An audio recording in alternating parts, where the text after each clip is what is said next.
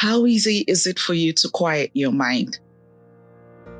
Sometimes I find it easy and other times difficult. After so much practice, I now find it more easier than not. Hi, welcome to the Success Epistle podcast. My name is Toyin, and I am your host. A quiet mind is an asset to treasure. It is an important quality to have. Some people say, I need to hear myself think. Some say, I need some quiet. Some say, I can't hear the voice. And we Christians say, I need to know what God wants me to do in this situation. I need to know God's will for me in this situation. I need to hear God's voice. So I ask again, how easy is it for you to quiet your mind or soul? You make a lot of decisions every day about your business, your career, life, family. Some you make based on data, and some you make more intuitively. For example, in deciding what to talk about today, I went through some inner chatter process.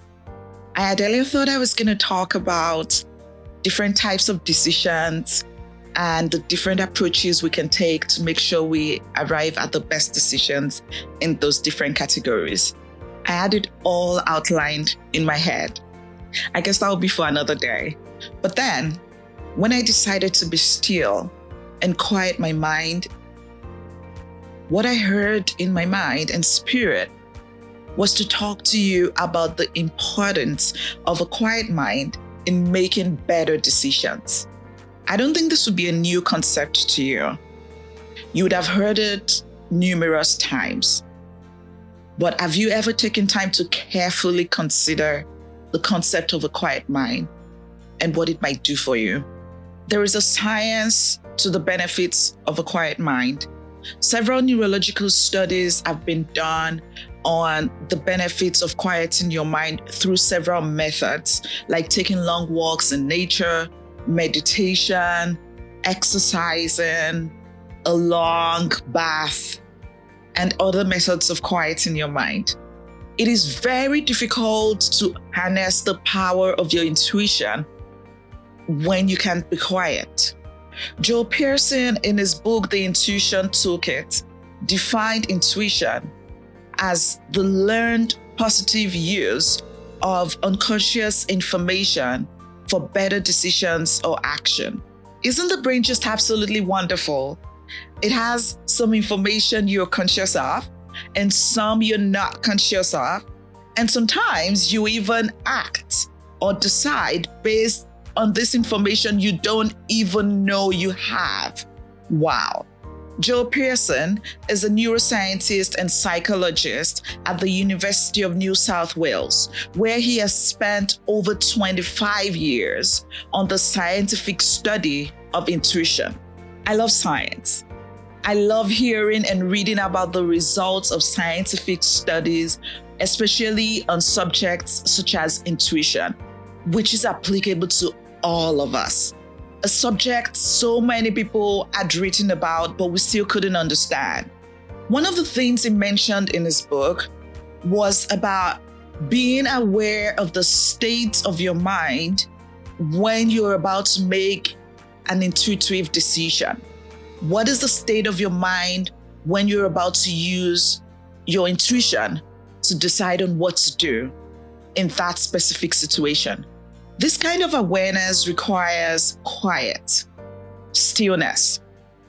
Well, you might be picturing in your mind somebody sitting for minutes or hours at a time, just quiet, like this.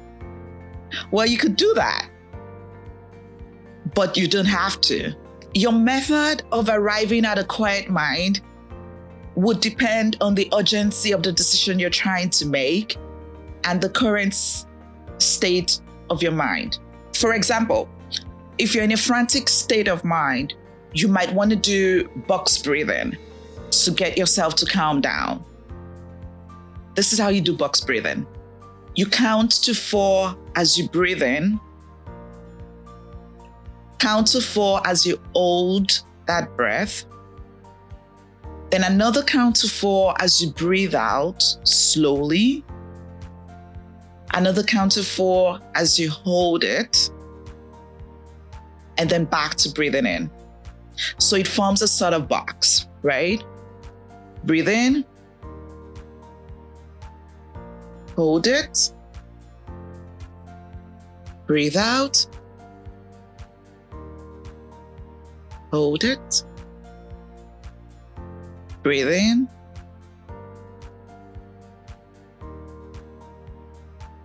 Like that. When you've done this a couple of times, you'll find that you're naturally calm. You can take a moment to do it with me again now.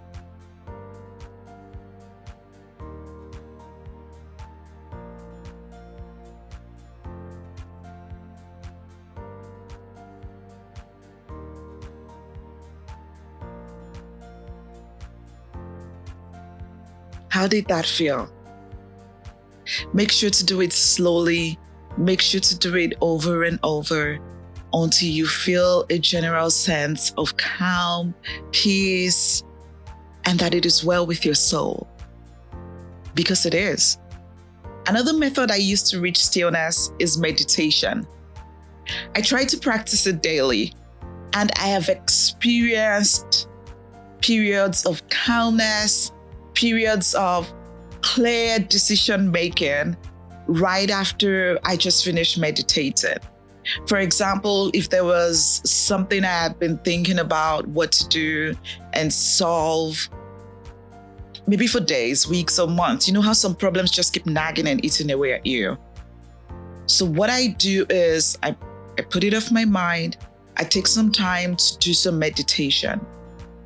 And I have some instances where I would finish meditating and an idea would just pop in my mind that would be a perfect solution for that problem.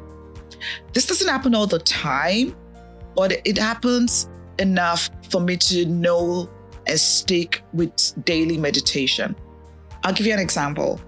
We recently had some renovation done in our house. My husband and I usually look for value when we're buying properties. My husband has a renovation business. So we don't buy a house that is like all done and no value to add. No. So we bought this house. It's dated. The family that sold it to us had owned it for about 40 years. So you can imagine how dated it is. They had done some improvement to it, but it still needed a lot of work to bring it to today. Now, one major problem we wanted to solve was to add a guest washroom to the house. The house had one main washroom, which is the family washroom, and another washroom in the basement. But there was no washroom on the main floor where guests could just go, which meant that our guests would have to use the family washroom, which we didn't think was okay. Plus, having a guest washroom would also add significant value to the property. The problem was, where do we locate this washroom? My husband has all the technical knowledge because, that's his business, right? He's been doing that for years. He has all the technical knowledge on, the features of where a washroom can be located in a house. Given the existing plumbing and all of that. So we had checked. The house is a side split. We even thought of putting it on the lower side split level. So the guests would just go down like 2 or 3 stairs and use the washroom. And this went on for days and weeks. We just didn't know where to put it. And one day, I sat in the living room and did my meditation. And I wasn't even thinking about the washroom problem. I did my meditation for about 45 minutes. And when I finished, opened my eyes and just looked right across the room from where I was sitting. There was a wall, which was like the back of 2 closets. So the living area towards the dining and kitchen side had like 2 closets, right? Where you kept all sorts like laundry, like towels, cleaning tools and ingredients, gardening tools, things like that. But the 2 closets were not fully utilized. And then right in front of the closets was another door to the back of the house, right? So we had a big sliding door to the back of the house from the dining area. And right beside that was this other door, like a normal house door. So we had 2 doors leading to the back, and one was pretty much redundant. We never used it. And it was in front, like it was adjacent to one of those 2 closets, right? We had thought about locating the washroom there before, but we just didn't see how to make that work. That morning, I finished my meditation and I just went across and was like, wait a minute. If we block this door, if we change this door to a wall and we eliminate the closet that's adjacent to that wall, that's sharing that wall, would it be possible to have a guest washroom here? I know my description might not give you the best picture of what really happened, but it was so surreal. Like, this space has always been there, right? Okay, now that was an idea I had. I didn't know if it was going to work, so I had to wait for the expert to come back. When my husband got back from work, I told him the idea, and he was like, what? Brilliant, this is totally going to work. And that was how we solved that problem. Now, I remember it as one clear example of an idea coming to me as a result of a clear, quiet mind.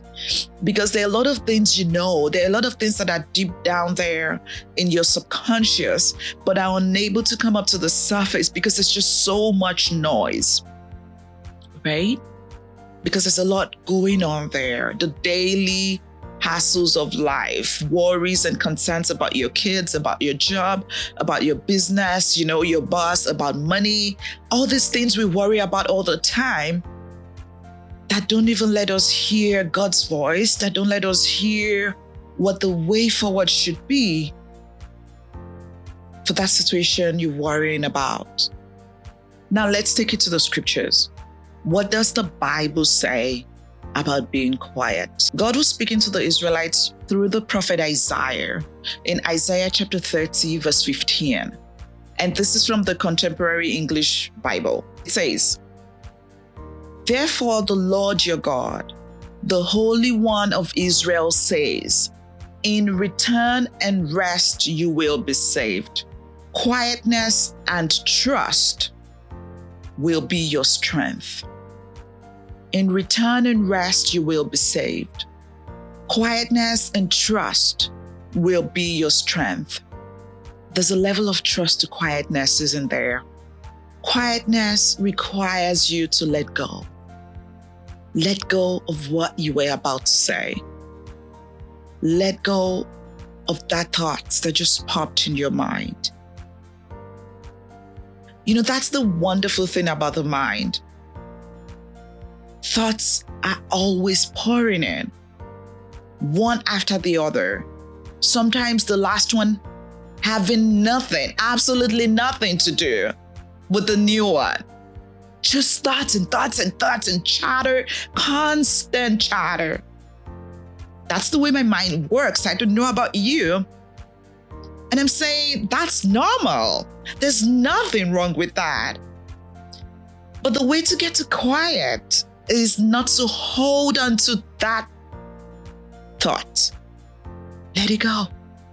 Let it go. I'm talking to you right now, and a thought pops into my mind like, oh my God, how do I look on the camera? What are they thinking about me as they're watching this? Oh my God, am I doing this correctly? I could hold on to that and freak out and stop and oof. But no, I let that thought do its thing, go its way, and I just keep talking to you. That's the same way it works in meditation. That's the same way it works in trying to get to a quiet mind. Quietness requires trust. It needs you to let go. It needs you to relinquish the need to figure it out, the need to control every single outcome. Trust and quietness. I was surprised, at the way that version used it for that scripture. Quietness and trust will be your strength. Oh my God. In Psalm 46, verse 10, the Amplified version, it says, and we all know this one, it's a popular scripture. Be still and recognize that I am God.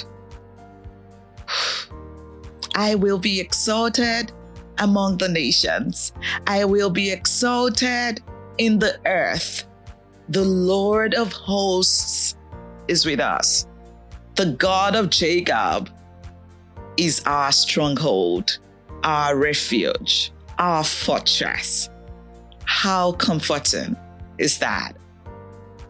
Does that encourage you enough to be quiet? Does that comfort you enough to let go and not despair and be still? That God, your Father, is the Lord of hosts, and He will be exalted on earth in your situation, in your life. And that the God of Jacob is your refuge, your shield, your safe place. Another example we have from the scriptures of quietness, being quiet and still, is when Jesus was asleep on the boat in the midst of the storm. He was sleeping. And I totally understand the way the disciples must have felt. Why are you sleeping? There's fire on the mountain. Like, we're in a literal storm and Jesus is asleep. Don't you care that we die? Do you want to die? How are you going to fulfill your ministry if the storm kills us and you? But Jesus was asleep. Oh my God. He had achieved a state of stillness, of calmness within him. And from that stillness and calmness within him, he was able to command the storm outside to be still. Did you get that? Calmness inside precedes calmness outside. Order within precedes order outside. So before you make that very important decision, can you take a moment to be calm? It is well known that decisions made frantically, decisions made in a panic mode, don't often yield the best result. They're often like trying to dig yourself out of sinking sand, like you're like, oh my God, I'm sinking. And then you're trying to crawl out of sinking sand. And the more you do that, the deeper you sink. Jesus commanded the external storm. Yes, because he's the Son of God and he's God in man and he has authority. But it was also after being still. The power you can manifest, the power you can use, the power that is in you as a child of God that can show forth if only you will be still. and find a way to quiet your mind. And like I explained earlier, it's not rocket science. It is simple. You just need to practice it over and over again, make it a habit, and then you begin to get a hang of it. And it becomes easier over time, days, weeks, and months, for you to achieve stillness. Okay?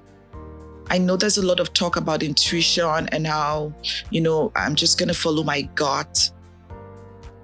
But if you want to be sure that you're hearing the right voice and taking the right action, following your gut, one of the things you need to do is be calm, be still, be quiet.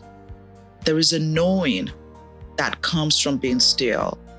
Be still and know that I am God. Be still, let go, trust.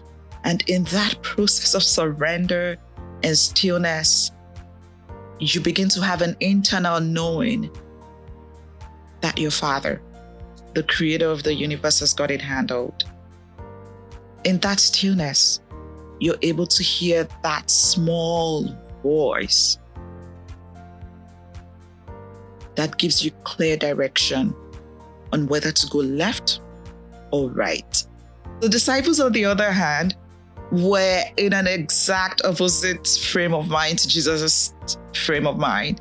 They were anxious. And that state of anxiety blinded them from seeing and knowing and recognizing the power, the presence, the creator that was sitting with them in the boat. What is your anxiety blinding you from? What are you so frantic about that you cannot see what is right in front of you? My prayer for you today is that you would experience God's peace that passes all understanding. My prayer and hope is that you would learn to be quiet, that you would learn to quiet your mind, and that God's peace would flood your life, and that you would make your decisions from a place of clarity, and your steps will be ordered by God, because that's what the Bible promises. Okay? Thank you for tuning in today. I hope this has blessed you. Please share this with your friends and family. There's someone in your life who you know needs to hear this. Please help me reach them. We all need to get better in our decision-making process. And one sure way to get there is by learning to quiet our minds so we can hear God's voice, so you can hear that intuition that God has blessed you with, so you can hear the things, the solutions that your brain, that your beautiful, wonderful brain already solved and processed for you, so it can come to your conscious mind. Okay? Subscribe. Please like this video so we can get many more people to see it. And if you're listening on Apple Podcasts, Spotify, or wherever, please give us a review. Thank you so much. I'm always happy to talk to you. Until next time, take care and stay blessed. I love you. Bye.